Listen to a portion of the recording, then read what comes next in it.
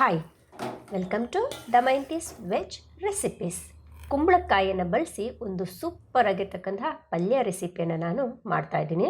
ತುಂಬ ಅದ್ಭುತವಾಗಿರ್ತಕ್ಕಂತಹ ಟೇಸ್ಟ್. ಈ ಕುಂಬಳಕಾಯಿ ಪಲ್ಯ ಪೂರಿ ಜೊತೆಗೆ ಒಂದೊಳ್ಳೆ ಕಾಂಬಿನೇಷನ್. ಚಪಾತಿಗಂತೂ ಹೇಳಿ ಮಾಡಿಸಿರ್ತಕ್ಕಂತಹ ಪಲ್ಯ. ಹಾಗೆ ಅನ್ನದ ಜೊತೆಗೇನು ನೀವು ಕಲಿಸ್ಕೊಂಡು ತಿನ್ಬೋದು, ಅಷ್ಟು ಚೆನ್ನಾಗಿರುತ್ತೆ. ಹಾಗಾದರೆ ಈ ಸಿಂಪಲ್ಲಾಗಿ, ಈಸಿಯಾಗಿ, ಕ್ವಿಕ್ಕಾಗಿ ಈ ಕುಂಬಳಕಾಯಿ ಪಲ್ಯನ ಹೇಗೆ ಮಾಡೋದು ರೆಸಿಪಿ ನೋಡ್ಕೊಬರೋಣ ಬನ್ನಿ. ಮೊದಲು ನಾನು ಪಾತ್ರೆ ಕಾಯಕ್ಕಿಡ್ತಾ ಇದ್ದೀನಿ. ಪಾತ್ರೆ ಕಾದ ನಂತರ ಎಣ್ಣೆಯನ್ನು ಹಾಕ್ಕೋಬೇಕು. ನಾನಿಲ್ಲಿ 1 ಟೇಬಲ್ ಸ್ಪೂನಷ್ಟು ಎಣ್ಣೆಯನ್ನು ಹಾಕೋತಾ ಇದ್ದೀನಿ. ಈ ಕುಂಬಳಕಾಯಿ ಪಲ್ಯಕ್ಕೆ ಎಣ್ಣೆನೇ ಸ್ವಲ್ಪ ಜಾಸ್ತಿ ಹಾಕ್ಕೋಬೇಕು. ಎಣ್ಣೆ ಕಾದ ನಂತರ ಸಾಸಿವೆ ಎಣ್ಣೆಯಲ್ಲಿ ಚೆನ್ನಾಗಿ ಕಾಯಬೇಕು. ಕಾದು ಅದು ಸೌಂಡ್ ಮಾಡುತ್ತಲ್ಲ ಚಟಪಡ ಅಂತ, ಆವಾಗ ಕಡಲೆಬೇಳೆ 2 ಟೇಬಲ್ ಸ್ಪೂನಷ್ಟು ಕಡಲೆಬೇಳೆಯನ್ನು ಹಾಕ್ಕೊಂಡಿದ್ದೀನಿ. ಹಾಗೆ ಇದನ್ನ ಚೆನ್ನಾಗಿ ಹುರ್ಕೋಬೇಕು. ಎಣ್ಣೆಯಲ್ಲಿ ಚೆನ್ನಾಗಿ ಫ್ರೈ ಆಗೋಕ್ಕೆ ಬಿಡಿ. ನಂತರ 1 ಟೀ ಸ್ಪೂನಷ್ಟು ಶುಂಠಿ ಜಜ್ಕೊಂಡಿರೋದು, 1 ಎಸಳು ಬೆಳ್ಳುಳ್ಳಿಯನ್ನು ಸಣ್ಣಕ್ಕೆ ಕಟ್ ಮಾಡ್ಕೊಂಡು ಹಾಕ್ಕೊಂಡಿದ್ದೀನಿ. ಹಾಗೆ 1/4 ಕಪ್ಪು ಈರುಳ್ಳಿ, 3 ಹಸಿಮೆಣಸಿನ್ಕಾಯಿ. ಇವು ಎಣ್ಣೆಯಲ್ಲಿ ಚೆನ್ನಾಗಿ ಫ್ರೈ ಆಗಬೇಕು. ಈರುಳ್ಳಿ, ಹಸಿಮೆಣಸಿನ್ಕಾಯಿ, ಬೆಳ್ಳುಳ್ಳಿ, ಶುಂಠಿ ಇವೆಲ್ಲ ಎಣ್ಣೆಯಲ್ಲಿ ಚೆನ್ನಾಗಿ ಫ್ರೈ ಆಗೋಕ್ಕೆ ಬಿಡಬೇಕು. ಕರಿಬೇವಿನ ಎಲೆ, ಇಲ್ಲಿ ನಾನು ಡ್ರೈ ಮಾಡಿರ್ತಕ್ಕಂತಹ ಕರಿಬೇವಿನ ಎಲೆನ ಬಳಸ್ಕೊಂಡಿದ್ದೀನಿ. ನೀವು ಫ್ರೆಶ್ ಆಗಿ ಸಿಕ್ಕಿದ್ರೆ ಫ್ರೆಶ್ ಆಗಿ ಹಾಕ್ಕೋಬೋದು.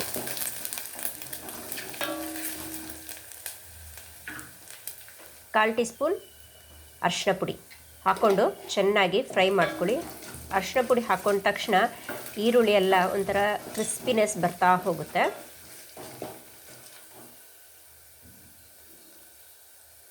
ಈಗ 1 ಕಪ್ಪಷ್ಟು ಕಟ್ ಮಾಡ್ಕೊಂಡಿರ್ತಕ್ಕಂತಹ ಕುಂಬಳಕಾಯಿ, ಸಿಹಿ ಕುಂಬಳಕಾಯಿ ಇದನ್ನು ಚಿಕ್ಕ ಚಿಕ್ಕ ತುಂಡುಗಳಾಗಿ ಮಾಡ್ಕೋಬೇಕು.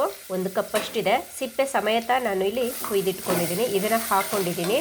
ಇದನ್ನು ಹಾಕ್ಕೊಂಡು ಚೆನ್ನಾಗಿ ಎಣ್ಣೆಯಲ್ಲಿ ಒಂದ್ಸತಿ ಕಲಿಸ್ಕೋಬೇಕು. ಈಗ ಚೆನ್ನಾಗಿ ಎಣ್ಣೆಯಲ್ಲಿ ಕುಂಬಳಕಾಯಿ ಎಲ್ಲ ಚೆನ್ನಾಗಿ ಮಿಕ್ಸ್ ಆಗಿದೆ. ನಂತರ ಹರಳುಪ್ಪು ರುಚಿಗೆ ಎಷ್ಟು ಬೇಕಷ್ಟು ನೋಡಿಕೊಂಡು ಹಾಕ್ಕೋಬೇಕು. 1 ಟೀ ಸ್ಪೂನ್ ಬೆಲ್ಲ. ಈಗ ಚೆನ್ನಾಗಿ ಕಲಿಸ್ಕೋಬೇಕು. ಎಲ್ಲೂ ನೀರನ್ನು ಹಾಕೋಕ್ಕೆ ಹೋಗಬಾರ್ದು. ಈ ಎಣ್ಣೆಯಲ್ಲಿ ಈ ಕುಂಬಳಕಾಯಿ ಬೇಯ್ತಾ ಏನಾಗುತ್ತೆ, ಸಾಫ್ಟ್ ಆಗುತ್ತೆ. ಅಲ್ಲಿವರೆಗೆ ಬಿಡಬೇಕು. ಇವಾಗ ಫ್ಲೇಮನ್ನು ಮೀಡಿಯಮಲ್ಲಿ ಇಟ್ಟುಕೊಂಡು ಮುಚ್ಚಿಬಿಟ್ಟು 5 ನಿಮಿಷ ಬೇಕೆ ಬಿಡಿ. ಮಧ್ಯದಲ್ಲಿ ಈ ರೀತಿಯಾಗಿ ತೆಗೆದು ಒಂದ್ಸತಿ ನೀವು ಕದಡ್ತಾ ಬರಬೇಕು. ಇಲ್ಲಾಂದರೆ ಮೀಡಿಯಮ್ ಫ್ಲೇಮಲ್ಲಿ ಇಟ್ಟಿರೋದ್ರಿಂದ ಏನಾಗುತ್ತೆ, ಕೆಳಭಾಗ ತಳ ಹಿಡ್ಕೊಬಿಡುತ್ತೆ. ಹಾಗಾಗಿ ಮಧ್ಯೆ ನೀವೇನು ಮಾಡಬೇಕು, ಈ ರೀತಿಯಾಗಿ ಕಲಿಸ್ಕೊಂಡು ಮತ್ತೆ ಮುಚ್ಚಳನ ಮುಚ್ಚಿಬಿಟ್ಟು ಇನ್ನೊಂದು 2 ರಿಂದ 3 ನಿಮಿಷ ಬೇಯಕ್ಕೆ ಬಿಡಿ. ಈಗ ಚೆನ್ನಾಗಿ ಕಲಿಸ್ಕೊಬಿಟ್ಟಿದ್ದೀನಿ. ಕಲಿಸ್ಕೊಂಡು ಮತ್ತೆ ನಾನು ಮುಚ್ಚಳನ ಮುಚ್ಚಿಬಿಟ್ಟು ಇನ್ನೊಂದು 2 ರಿಂದ 3 ನಿಮಿಷ ಬೇಯಕ್ಕೆ ಬಿಡ್ತಾಯಿದ್ದೀನಿ. ಈ ಪ್ರಾಸೆಸ್ಸು ಕಂಟಿನ್ಯೂಸು ಒಂದು 2-3 ಸತಿ ಮಾಡ್ತಾ ಹೋಗಬೇಕು.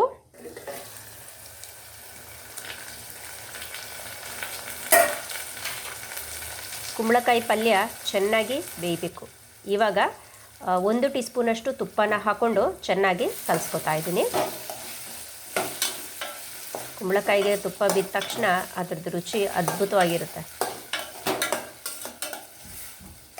ಈ ಪಲ್ಯ ಮಾಡಬೇಕಾದ್ರೆ ಎಣ್ಣೆ ಮೇಯ್ನು ಸ್ವಲ್ಪ ಜಾಸ್ತಿ ಹಾಕಿದ್ರೆ ತುಂಬ ಚೆನ್ನಾಗಿ ಬರುತ್ತೆ. ಅಪರೂಪಕ್ಕೆ ಈ ರೀತಿಯಾಗಿ ಚಪಾತಿಗೆ, ಪೂರಿಗೆಲ್ಲ, ದೋಸೆಗೂ ಸೂಟ್ ಆಗ್ತಕ್ಕಂತಹ ಒಳ್ಳೆ ಪಲ್ಯ. ನೋಡಿ, ಈಗ ಚೆಕ್ ಮಾಡ್ತೀನಿ ಚಾಕುನಿಂದ ಹಿಂಗೆ ಕುಯ್ದು ನೋಡೋಣ. ಬೆಂದಿದೆ. ಇನ್ನೊಂದು ಸ್ವಲ್ಪ ನೋಡಿ, ಸಾಫ್ಟ್ ಇಲ್ಲ, ಸ್ವಲ್ಪ ಹಾರ್ಡ್ ಆಗಿದೆ. ಹಾಗಾಗಿ ಮತ್ತೆ ಇನ್ನೊಂದು 2 ರಿಂದ 3 ನಿಮಿಷ ಮುಚ್ಚಳ ಮುಚ್ಚಿಬಿಟ್ಟು ಕಂಪ್ಲೀಟಾಗಿ ಬೇಯಕ್ಕೆ ಬಿಡ್ತಾಯಿದ್ದೀನಿ.